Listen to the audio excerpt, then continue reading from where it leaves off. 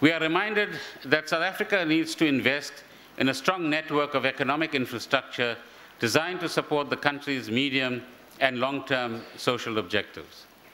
Over the next 3 years, 827 billion rands is planned to be spent by the fiscus and state-owned companies to build infrastructure. The financing for these projects is in place and is not affected by any of the spending cuts in this budget.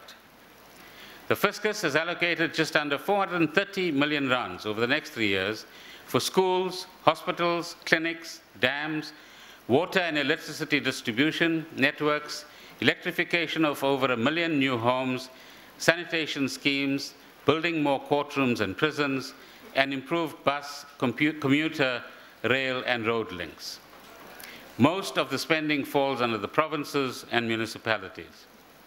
Eskom, Transnet, and other state-owned companies fund a further 400 billion rands of projects.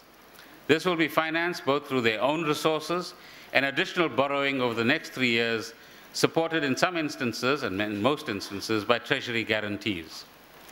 This will pay for the ongoing building of power generation plants and new transmission lines, investment in rail, ports, pipelines, large new water transfer schemes, and various airport upgrades. Of course, we are well aware that there are parts of government that struggle to spend their full infrastructure budgets. It is important to bear in mind that spending programs have become more ambitious, funding levels have increased, and pressure to deliver has intensified. Records show that government's ability to spend has been steadily rising from year to year. But we all know that it is not good enough. On this challenge, Willie du Preez, a South African, expresses concern about whether infrastructure investment is actually taking place. He suggests, and I quote, "As a citizen, one should be able to obtain from the Treasury website at the end of each financial year what amount was spent on what infrastructure."